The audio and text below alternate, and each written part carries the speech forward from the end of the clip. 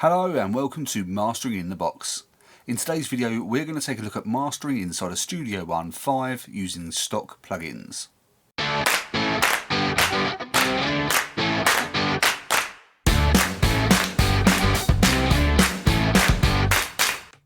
Hello and welcome to Mastering in the Box.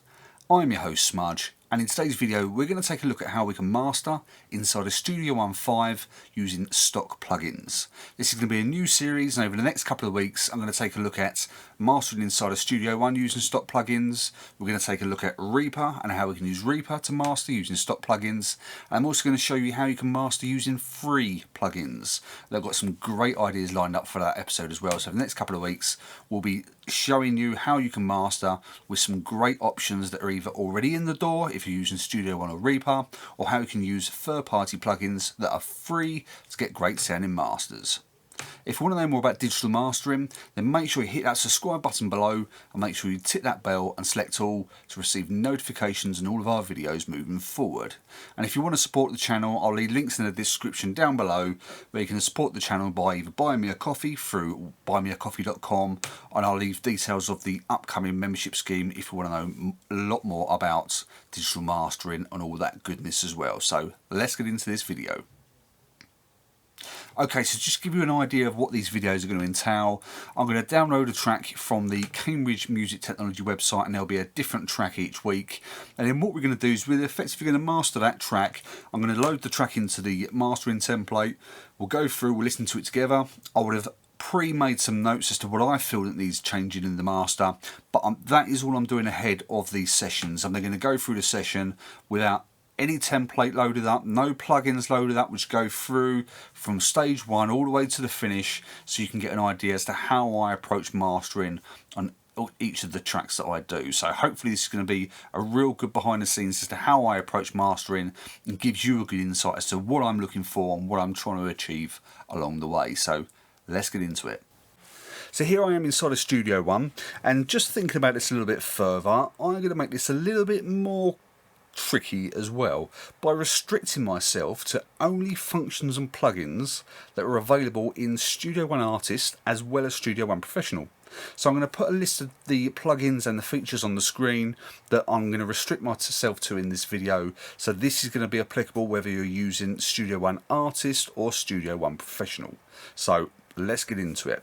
The song itself is a song called Hammer Down by the band Dark Ride, and this track is available for download through the Cambridge Music Technology website. So it's run by Mike Senior.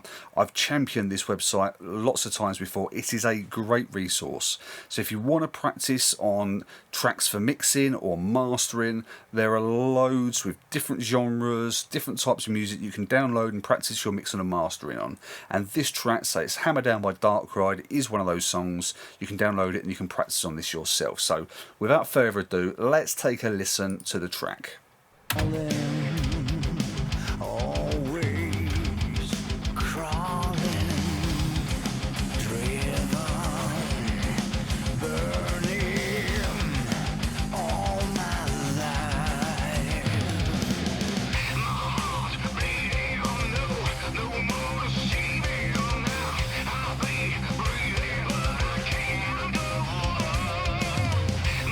It's me.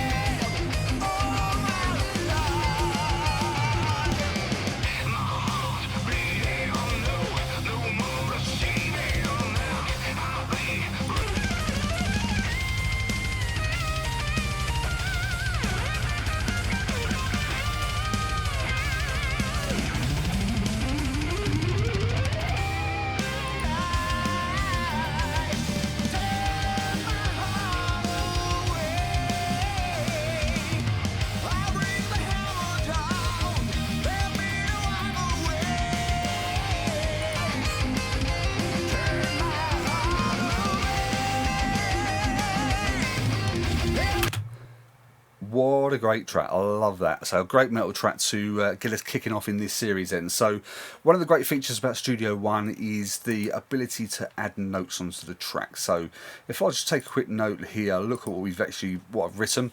So some of the things I noticed, and just before we get into what I've noticed, what am I actually looking for? Now, when it comes to listening to the track ahead of mastering, I'm looking for balance is one. So I'm looking for a good balance between the low end, the mids and the highs. Also just generally in terms of volume, so we're not looking at anything kind of sticking out. So just want to make sure that everything is nice and balanced across the entire volume and frequency spectrum. But a lot of this is going to be down to what the communication is between either yourself, the client, or the mix engineer. So if this is, if we're going to treat it as if it was a client mix, it's really going to be down to the client as to what direction they're going with. If they want something more bass heavy, then we need to certainly moderate how we process the track. So in this particular instance, I'm going to treat this as how I want to treat it. So I've just basically listened to it and just highlighted some things that I think that would improve the song, but this is very much going to be down to the communication between yourself and the client if you're working on someone else's music. So get a clear understanding as to what the client's expectations are, and then you can modify your approach based on what the client's needs are. So that's just to kind of give you a bit of an idea. But something that I noticed with this song is the low end. With metal music, we know that the low end is going to be quite pronounced. So you're going to have, obviously, the kick drum is going to be very prominent when you get those blast beats and things like that. The bass is normally very heavy, and you get that low end rumble for guitars. But one of the things I like hearing is some clarity in that as well. And just something I noticed that the low end was slightly muffled or rumbly, and it was lacking that clarity. So it's something just to address there. The drums I noticed had good definition, but maybe needs some more energy. So maybe we can look into that. The vocal. Now the vocal, I've highlighted here that maybe we need some more air to the vocal. It's because we've got such a bass-rich song, it's maybe given that vocal that edge, and it's something we're going to need to consider as to how we can get some more air to the track without really affecting a lot of the cymbals as well. I've put a note saying the 300 Hz mud. In this type of music, there's a prominence for a lot of mud frequencies around that 300 Hz mark, so it's something just to bear in mind. We'll take a look at that as well. And then I just noted to get the sides wider. One of the things that I would normally look to do is to mono the bass, and then kind of what we can then do is get the bass nice and centered in the master, and then we can look to maybe get the sides sounding a bit wider. Now I need to kind of work out how we're going to do that. So I'd normally do some kind of mid-side processing, and with Studio One Artist, I don't believe the splitter tool is available. So I've got to try and work out how I'm going to do that. We may not be able to do exactly what I want to do, but we'll cross that bridge when it comes to it. And as part of this is then, if we get the sides wider, and if we get the air to the vocal, one thing we then need to make sure is we're not putting too much high end on the hats. So maybe we could look at some form of de-essing. Once again, I would normally do that in some form of mid-side processing on the sides, but we'd need to cross that bridge when it comes to it. But the overall balance sounds really nice. It's now just kind of getting it up to commercial loudness, but making it a little bit more clear in that low end. So that is going to be the remit for this video. Okay, so the first consideration, and just so I don't blast your ears out at the end of the video, I'm going to contend with putting some volume into the track first. So we're going to look at some ways in how we can start adding some volume to the track. Probably the most common way that people would choose is to use a limiter, and it's something that we will certainly look at. So if I then go into my dynamics folder, I'm splitting my folders out into, I've got all my dynamics, and I've got de-essers, gates and mastering. If I look in here, we want the limiter, and what I'm going to do is threshold, take that down to 0, ceiling at -1, and then we're going to, I'll leave the release as it is. I'll put it in A mode, and we'll leave it at peak RMS. Let's get the level meter up. Let's pop this down here. If I then pin that, Okay, so let's play part of the song. As I say, we're going to add some volume into the track now, just so I get it into a rough ballpark without blowing your ears off. But then we can come back and we can review this at the end of the session. So let's take a listen to the song, get some gain in. We don't want too much gain reduction at this moment in time, so we're going to take a look at the gain reduction here, but I just want to get the levels moving. For this particular track, I'm going to treat it as if it is going to be a digital release. So let's put it in the R128 mode, and I want to make it in LUFS, so it's reading the LUFS. One thing you will note, if you do not click this button, the EBU plus 18, your meters will stop at -14. So it will stop at -14 LUFS. You'll get your integrated loudness read, but your short term and your momentary will cap at -14, so it won't give you an accurate reading. So make sure you click this EBU plus 18 button, and it's going to then give you your range down to -5. So that's just a good tip there. So let's play some of the song, get the limiter working, and then we'll get some volume into the song. I'm going to play around the limiter first and foremost. I may come back and normalise the audio just to boost some level, but let's try it with the limiter first.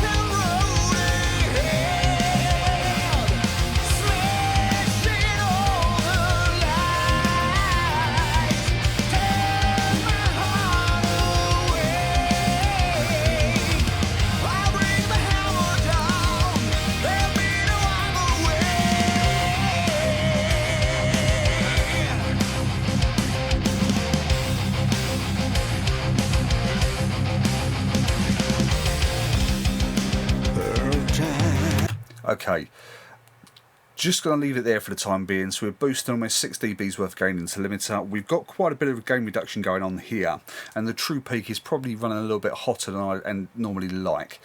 So we've got to try and maybe manipulate that a little bit later on. What I'm going to do is, just before we go any further with this, let's just see what's the difference is going to be if I normalise the audio. So normalising the audio is just going to be raising the overall level of the track, and it's going to be reducing the difference between the highest peak and the digital ceiling. We're going to need a limiter engaged anyway, so we don't get any digital clipping, but what it's going to effectively do is add some gain to the track without adding that first compression stage. So let's take a look at this. If we then highlight the waveform here, and it's Alt and N, and we should then see the waveform increase. So you can see that the volume was automatically increased on the waveform there. So now if we then do that, take that back down to 0, then let's play this track again after we've normalised the track. Let's reset the meter.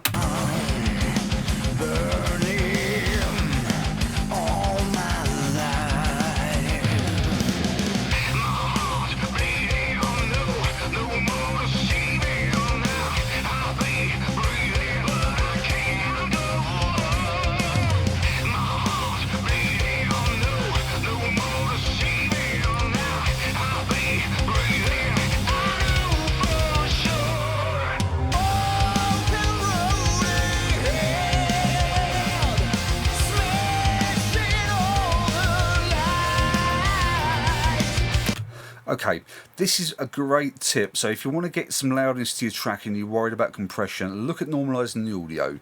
See, what we've done here is we've normalised the audio. We're getting the short term and the momentary loudness around the same levels, around -12 LUFS. And we've only had to put 1.26 dBs worth of gain onto limiter.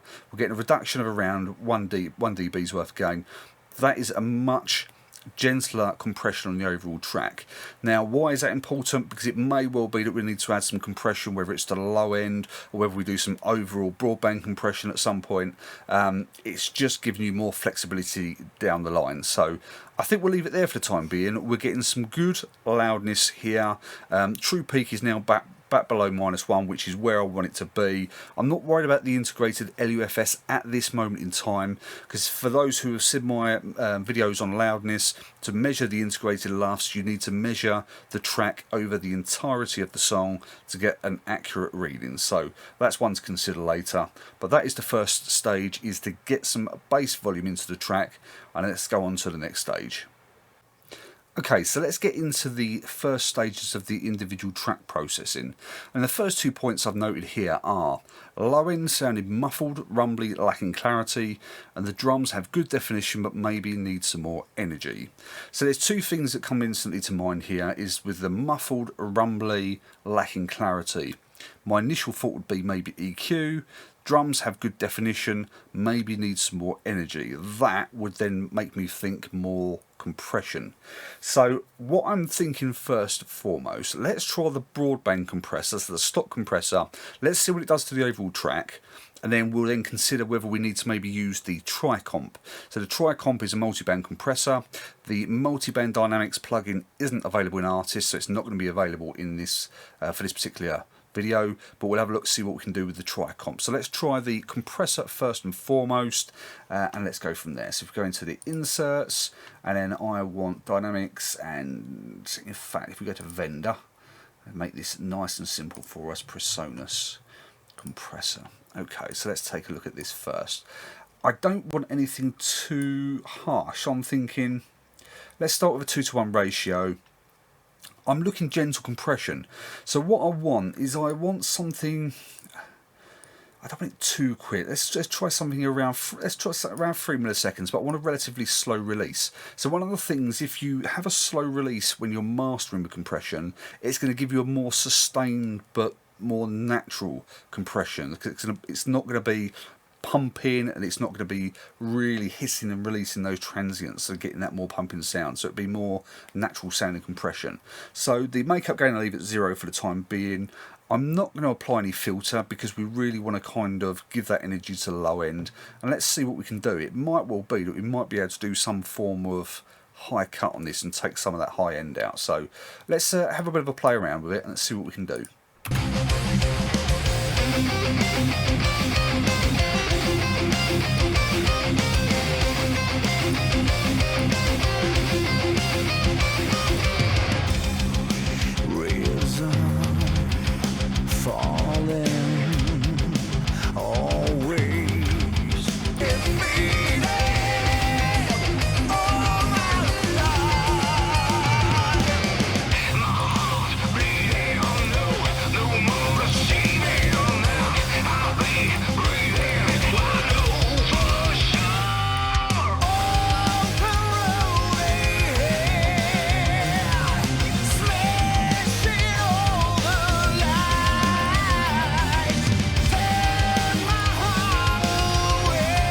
Okay, so what I'm hearing here is we're getting some more energy, but it's bringing everything up. It's a broadband compressor, so it's one of the things, it's going to compress all of the frequencies in the stereo field. So yes, we'll get some more energy with the low end, but it's also going to give more energy to the guitars. And if we really want to focus on the low end, we then want to look at some options. Let's try and have a look at this filter. So what we can do is use this filter here. If we put this into high cut mode, what this should effectively do, we don't want the low cut, we want the high cut, so we want to cut the high end. So let's see if we can really just focus this on, let's try and see. Okay, let's go start with around 1k-ish. We'll cut it down and we'll see what it's going to do. We can always turn this off at a later date. So let's take a listen here.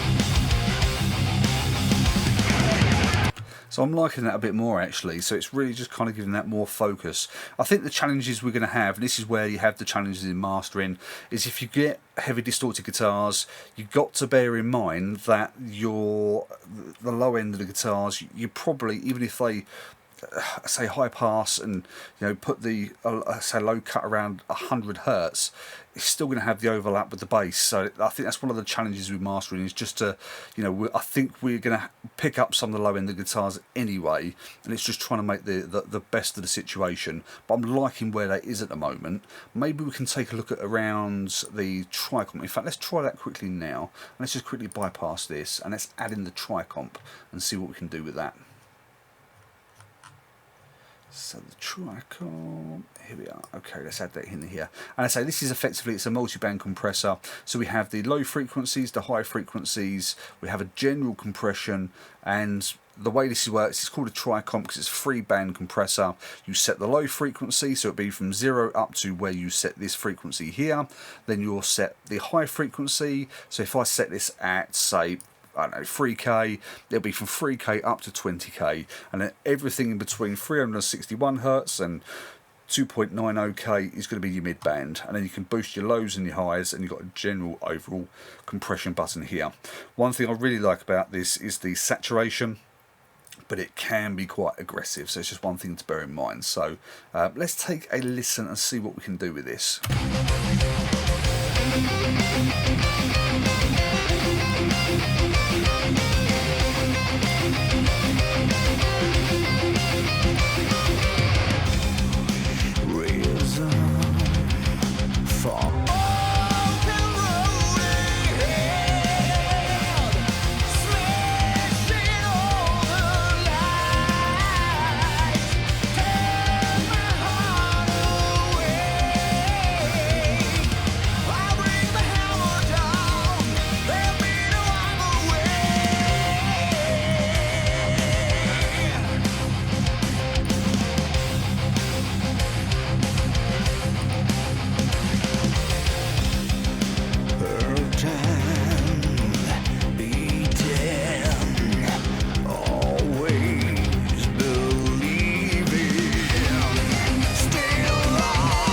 Okay, let's try and flip between that and the normal compressor, and let's take a bit of a comparison between the two.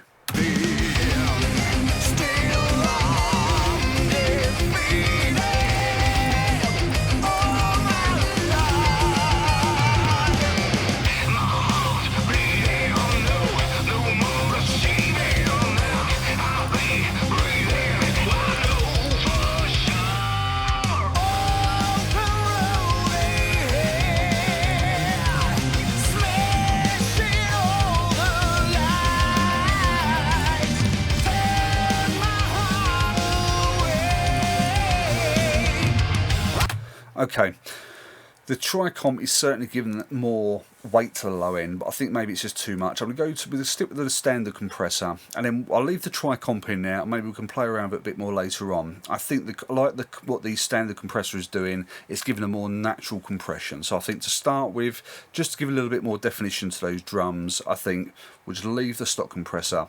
We've got that filter here.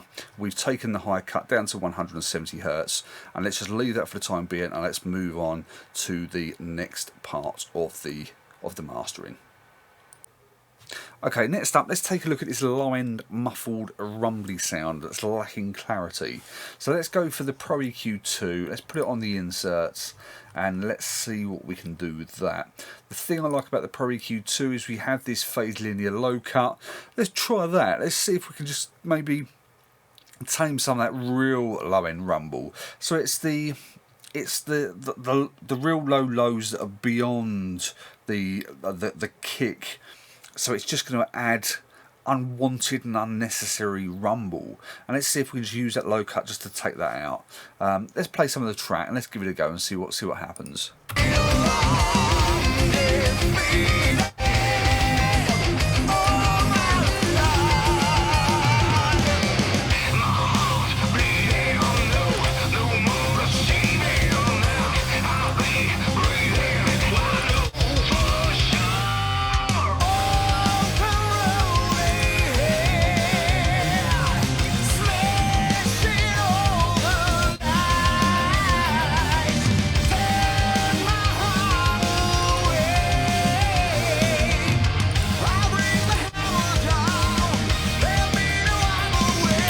I like it. So it's just taking some of that real low lows away. It's just unwanted and unneeded in this particular song. So it's just taking care of that. Now let's take a look at the...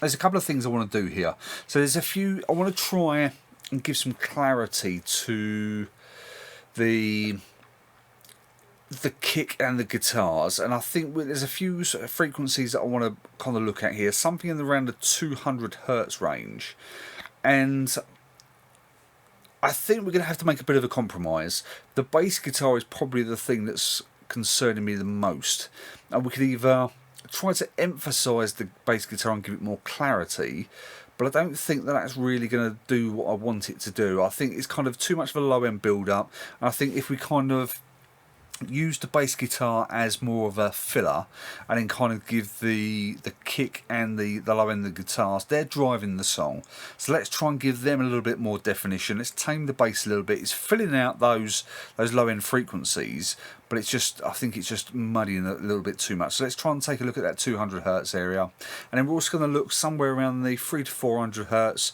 just to see if there's a bit of mud build up in those, say, low mid frequencies, and let's take a look at that as well.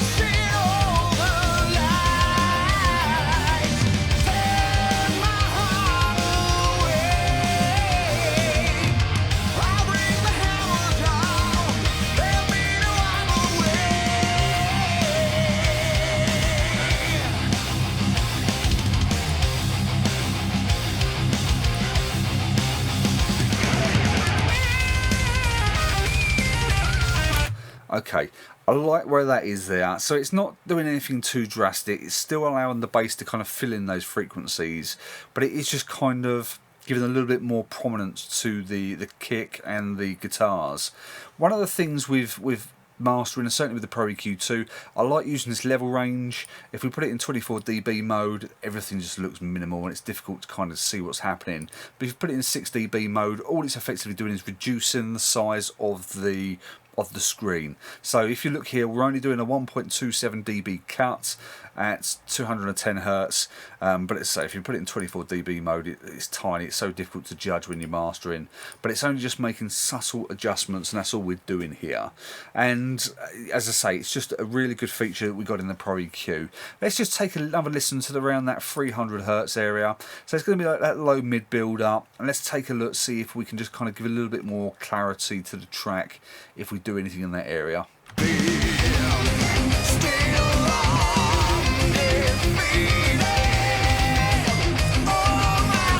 I'm already noticing on the left hand side, certainly with the cymbals and the drums, that may be a little bit of a thing for a de-essing later on. We've got it already here to have a look at, so we'll just consider that as well at some point soon.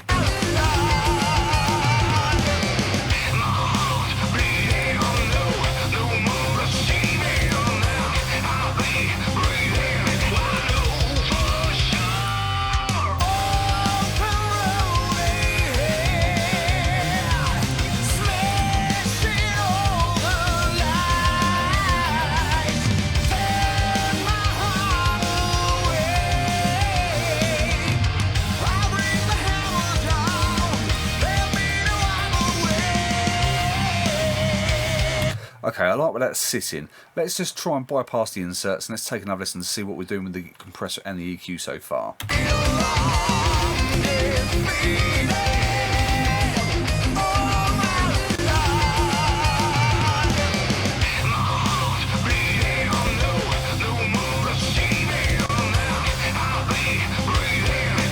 So just for those couple of moves with the EQ and with that little bit of compression, we're already starting to bring this to life.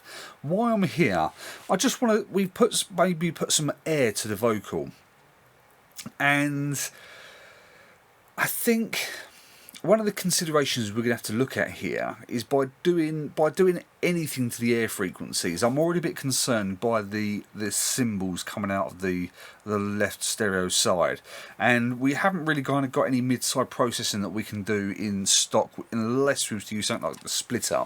But considering we want to kind of keep this something that we can do in Artist and the Professional, then it's something I can't do in this video.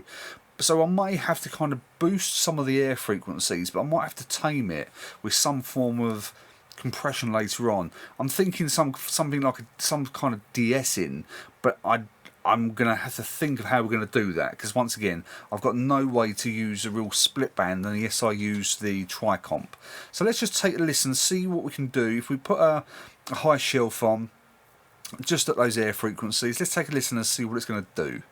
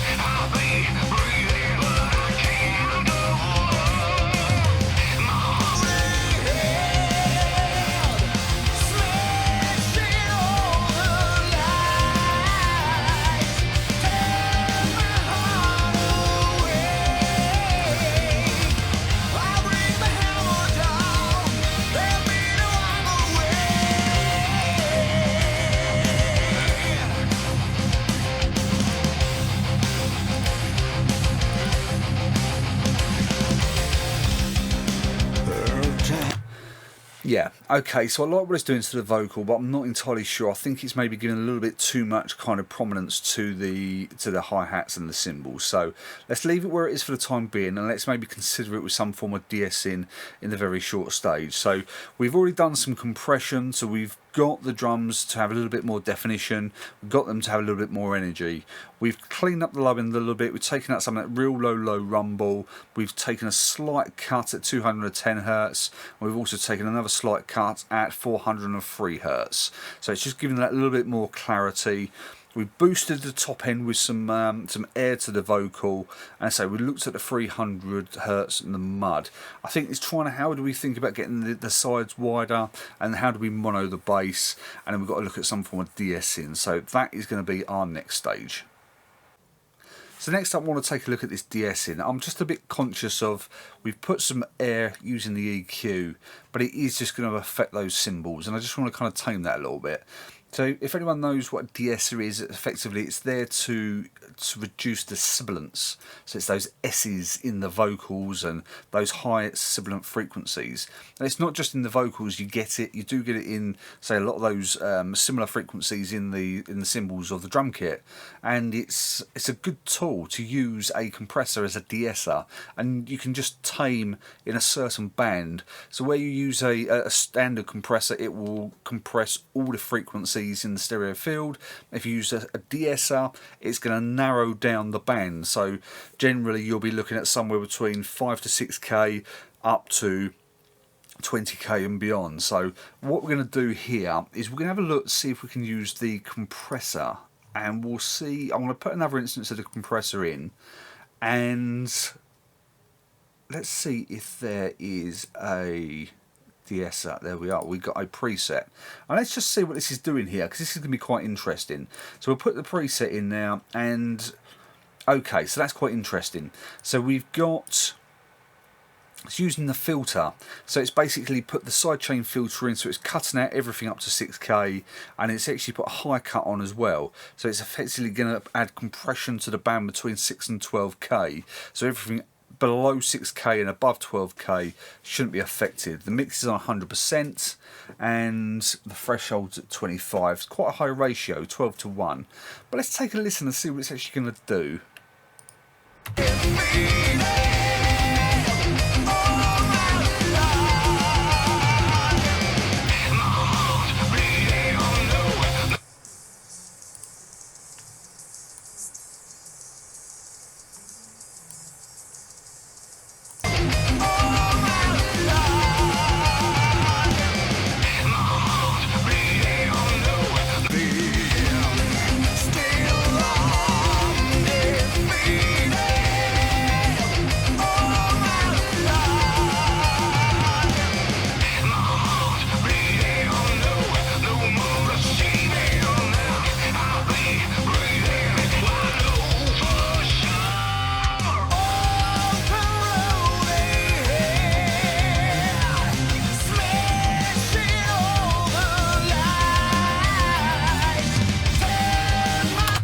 nice. So I like what it's doing. I think the reduction may sound or may look a little bit more scary than it actually is, but it's very focused. And one of the things I was very cautious of here is I didn't want to start affecting the vocal. So I liked where the vocal was sitting. I liked that we got a little bit more air to the vocal, but the de-esser, of course, is going to start to reduce some of those vocal frequencies as well. And I didn't really want to do that. And by listening to it, so I was really kind of paying attention to what was happening to the vocal, and the vocal was still sitting nice, but it was taming that real harsh high end of the hi-hats and the cymbals, which I thought was really nice. So I was quite impressed with that. So to say, once again, just reducing the threshold, quite a high ratio here. Use the filter. This listen button is great. So let's just take another look at that and see what that does there. So it's really focusing where that compression is going to be.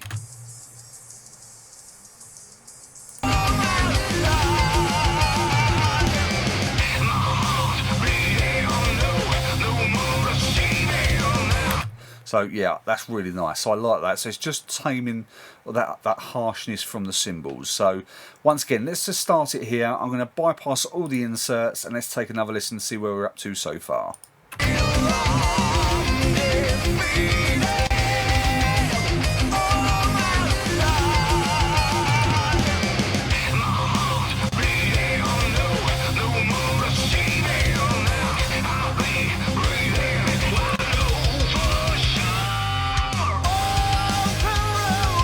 So it's sounding quite good. So the only thing we need to try and look at now is how we can maybe get the sides a bit wider and see if there's an option where we can mono the bass. Last but not least, we're going to take a look at adding some stereo width. And thank the Lord, I didn't think this was included in artists, but it is. We've got the binaural pan. Now the thing with using this type of plugin and adding stereo widening is it is going to affect the phase. So we don't want to do too much with this, but it's just about giving a little bit more width to the overall track. So it's very simple with this particular plugin. We've got a pan, which we're not going to use, and then we've got width. The mono button literally just makes everything mono, and then we've got the width tool here to give us like a little bit more width, but so we don't want to go overboard with it. So let's have a bit of a playthrough and let's see what we can do with this plugin.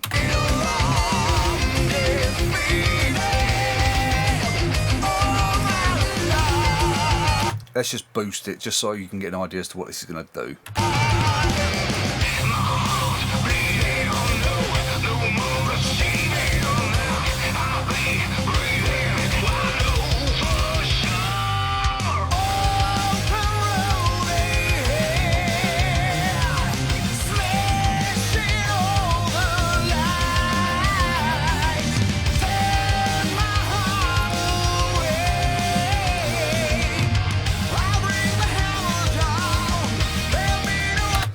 One thing it's doing, which I like, once again, is it's given everything should have its place, and I'm liking the fact that by giving that little bit of width, not only can you hear the hats on the sides, but it's actually pushing the guitars out a little bit more. So if you really focus and listen on guitars, and I'll bypass it, I'll then put it in and just listen to those guitars and see what it's doing to the guitars.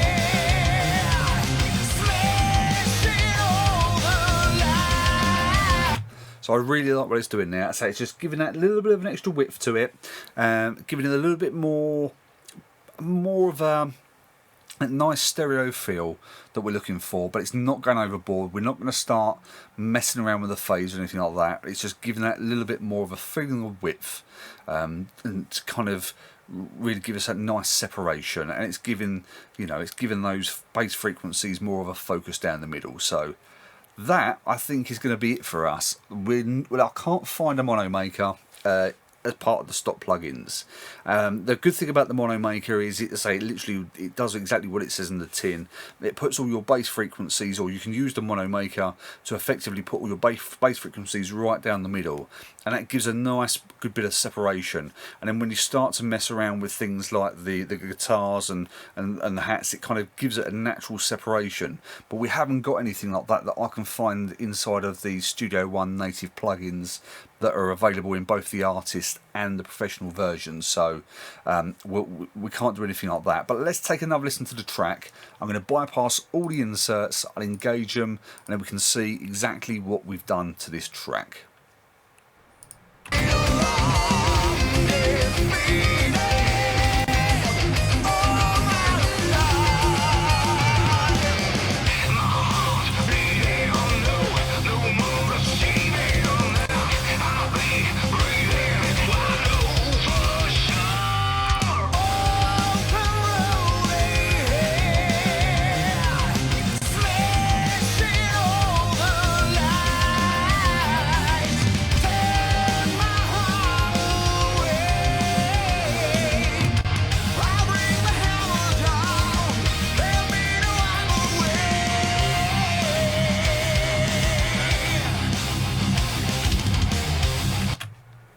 So there we have it. That is how we can master inside of Studio One, artist and professional, using stock plugins.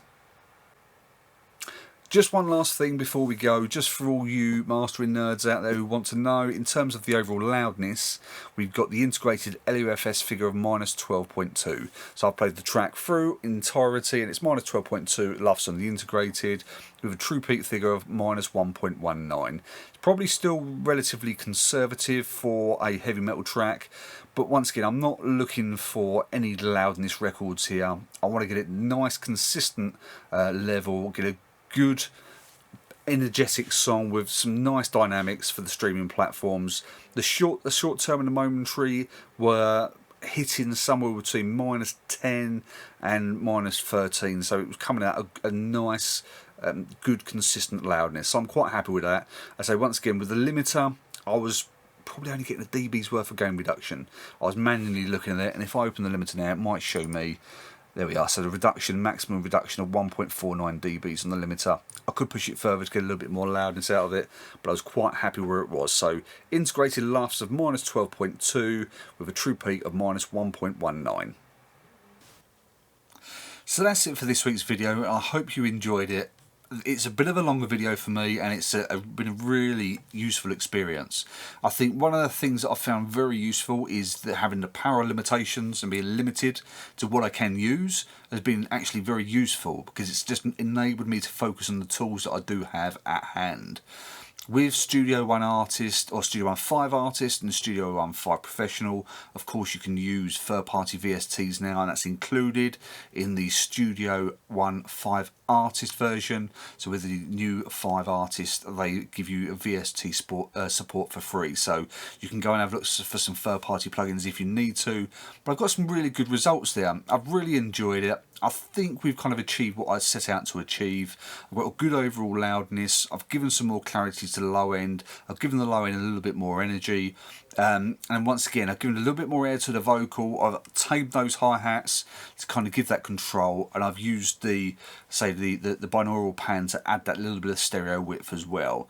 With some of the more advanced features inside of the Studio One 5 Professional, we could look to do some mid-side processing with the splitter tool, which has been really handy, because then we could use that just to give some added air frequencies to those to the stereo frequencies, just to give it that element of width. But then we could also use the de-essing just on the side, just to tame those hats as well. So it's kind of like a point and counterpoint on the stereo frequencies. And we could also then look at the air frequencies in the mono. So where you have the vocal set down the middle, we could then look to do some mid-side processing just down the mid only, and add some EQ at that top end for those air frequencies. We could have done that if we'd had the splitter tool available, but once again, I wanted to do this with so it benefits users of artists as well as professionals. So I hope you found this useful. Let me know in the comments down below what you think of it. If you liked the song, if you didn't like the song, Just let me know if you like the mastering tips. If you didn't like them, let me know what you found useful and what you didn't find useful. As I say, I will be doing this with a free plugin version, and I will be doing this in Reaper as well. So if there's anything else you want to see, then let me know in the comments down below. Also, if there's a particular song on the Cambridge Music Technology website that you want me to cover, then let me know. I've had some feedback recently about a lot of mastering channels only focusing on electronic music, so I really wanted to kind of give this one that more. I've not done a heavy metal song on this channel before. I've done some hard rock, but never really kind of anything heavy metal. So I hope this has been a bit of a welcome change for those. And if there is a particular song that you want me to feature from the Cambridge Music Technology website, then let me know in the comments down below, and I'll be more than happy to accommodate that. So I hope you found it useful. Once again, if you want to know any more about digital mastering, then make sure you subscribe to the channel by hitting that subscribe button below, and make sure you tick that bell and select all to receive notifications on all of our videos moving forward. And if you want to support the channel, I'll leave links in the description down below as well to the buymeacoffee.com website. So if you want to support the channel by buying me a coffee, then feel free to do so using the link in the description down below.